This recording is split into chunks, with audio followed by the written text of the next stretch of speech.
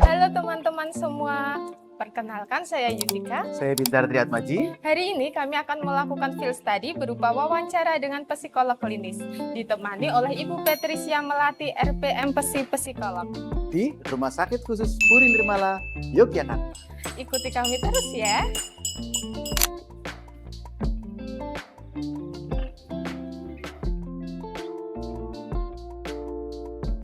Iya.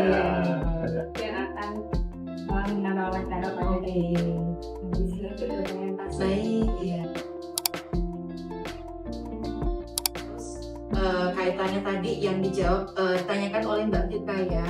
Jadi kalau sejauh apa atau seperti apa gambaran gangguan mental yang ditangani di rumah sakit, jawabannya adalah beragam ya.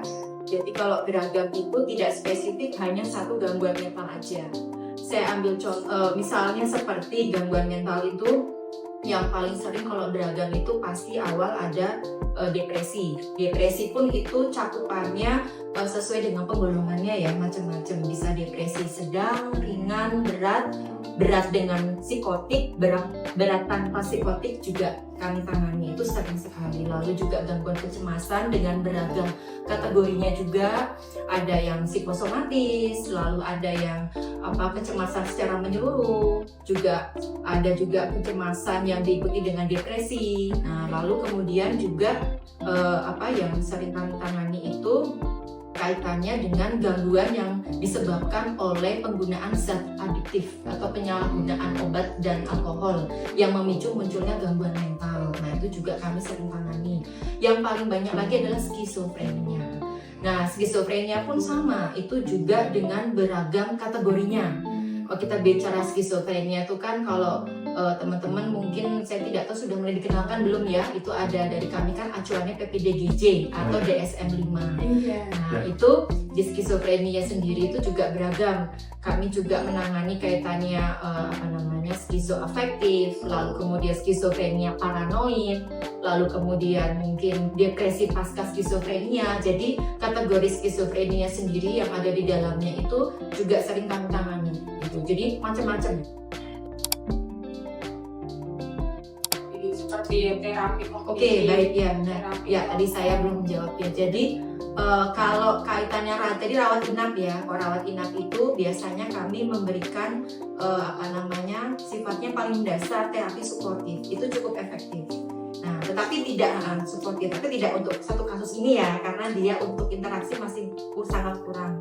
Itu untuk secara umum pasien yang pernah saya dampingi itu yang mendasar terapi suportif.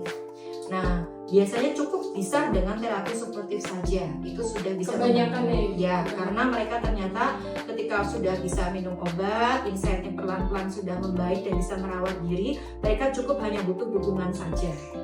Namun untuk itu juga ada terapi kognitif, tapi tidak banyak. Kalau selama ini saya banyak di terapi suportif, dan terapi kognitif mungkin baru sedikit sekali satu nggak salah, itu terapi kognitif.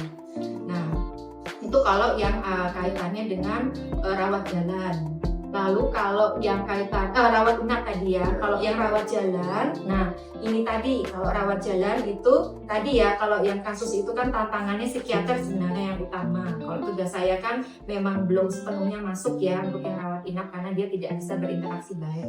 Nah, kalau saya tantangan di rawat jalan adalah tidak semua pemberian terapi juga itu efektif gitu.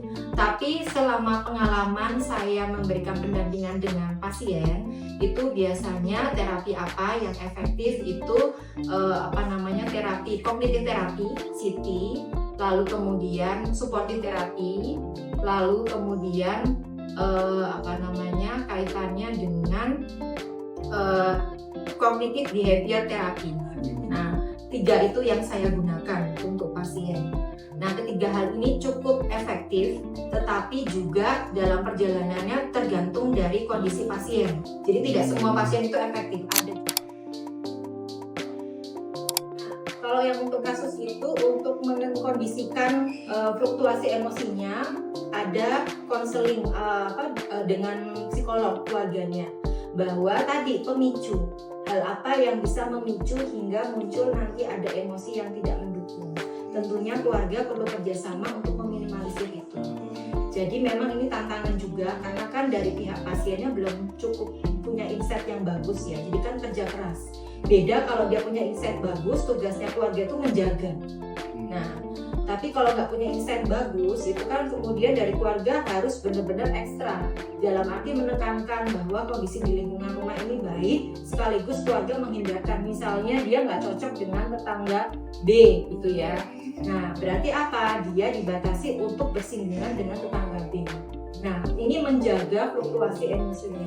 Atau ada aktivitas harian, oh dia kalau terlalu capek nanti terus emosinya tinggi, marah. Nah, berarti apa? Keluarga kontribusi memberikan dia aktivitas kegiatan yang secukupnya. Nah, dia dan yang si pasien ini pun diingatkan bahwa kamu nggak boleh melakukan pekerjaan yang terlalu berat. Kalau pasien ini kondisinya masih insight-nya nggak baik, ini kan yang kemarin pulang sebenarnya belum begitu baik ya. Nah, ini kan berarti keluarga benar-benar menegaskan, karena jangan sampai dia nyaman dengan aktivitas itu terus terlena, dia nggak sadar dia capek. Nah, ini makanya kenapa dari keluarga ekstra bahwa kamu udah, misalnya maaf contoh, kamu udah cukup, nggak boleh lagi beraktivitas dengan di dapur, udah biar ibu aja yang melakukan atau suaminya. Nah, berbeda kalau dia pasien insight-nya bagus. Dari wawancara ini, kami dapat menyimpulkan bahwa penanganan gangguan mental membutuhkan kerjasama antara tenaga profesional, keluarga, dan lingkungan sekitar. Proses pemulihan tidak hanya melalui terapi atau pengobatan, tetapi juga melalui dukungan sosial, rehabilitasi, dan pengurangan stigma. Kami mengucapkan terima kasih kepada pihak Rumah Sakit Khusus Puri Nirmala yang telah membantu proses wawancara ini. Semoga video ini dapat menambah pemahaman mengenai pentingnya penanganan gangguan mental secara profesional dan manusiawi. Sekian dari kami, sampai jumpa.